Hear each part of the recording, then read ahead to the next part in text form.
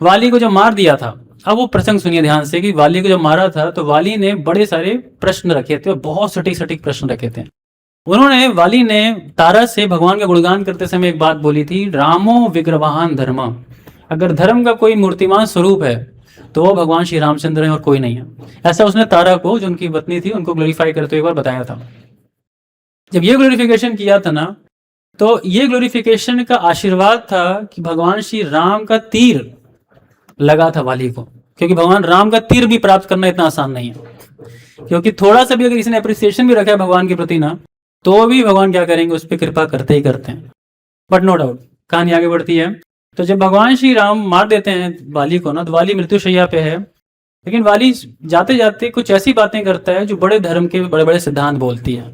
पहला सिद्धांत जो वाली बोलता है भगवान के समक्ष, वो बोलता है कि भगवान आप तो स्वयं विग्रहवान धर्म के विग्रह रूप हो, फिर आपने इतना बड़ा धर्म कैसे किया? उन अधर्मों में सबसे बड़ा धर्म था पीछे से मारना। आपने पीछे से कैसे मारा? अगर युद्ध करना था तो सामने सामने करते, सामने से मारते आप मेरे को, तो आपने पीछे से क्यों मारा? आपने राज धर्म का उल्लंघन किया, क्योंकि राज धर्म के हिसाब से आप देखिए, आप राजा अयोध्या के हो सकते हो, लेकिन आप किष्किंधा के राजा नहीं थे। किष्किंधा का राजा मैं था, और किसी की भी राजा को आप इस धोखे से नहीं मार सकते। तो आपने बहुत बड़ा अधर्म किया है मेरे को मार करके। उसके बाद आपने अपनी मर्यादा का भी उल्लंघन किया। मर्यादा का उल्लंघन कैसे किया? मुझे लगता है एक स्त्री के विरह में आप अपना होशो हवास खो चुके हो। सीता का अपहरण हो गया, उस होशो हवास में आपको ध्यान ही नहीं आया आप क्या कर रहे हो, और उस मर्यादा का उल्लंघन करके आपने मुझे मार दिया। इसके बाद कहते हैं आप कायर भी हो। एक के बाद आप देखते जाइए वाली क्या बोलता जा रहा है। आप कायर भी हो, क्योंकि आप सीधे सीधे युद्ध करने नहीं आए मेरे से। आप अगर क्षत्रिय होते, सब कुछ होता, सामने सामने युद्ध करते ना, ये क्या छुप करके मारने वाली बात है।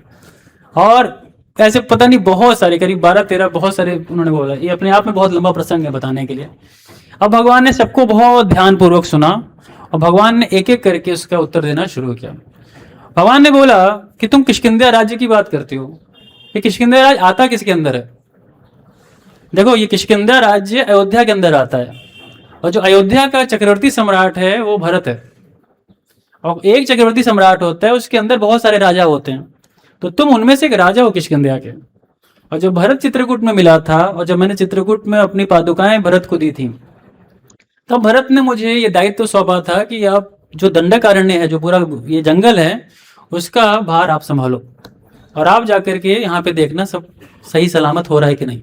तो भरत के आदेश पे, भरत के आज्ञा पे मैं यहाँ पे राजा हूं, और राजा होने के नाते नीति मैं डिसाइड करूंगा।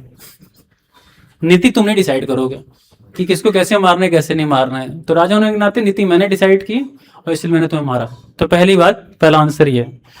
दूसरा प्रश्न ये था कि तुमने बात की कि मैंने छुप के मारा, नहीं, मैंने सामने से मारा।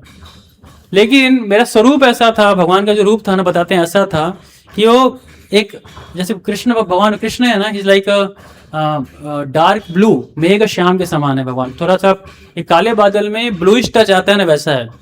और वैसे भगवान श्री रामचंद्र कैसे हैं, वो भी श्याम के समान है, बट उसमें थोड़ा सा ग्रीन टच है, वह हरे रंग का टच है। तो मैं तो खड़ा था जंगल के अंदर ही, लेकिन आप मेरे को देख नहीं पाए, क्योंकि मेरा और जंगल का रंग थोड़ा बहुत मिलता था आपस में। तो मैंने छुप के नहीं मारा था, मैंने खुल के मारा था।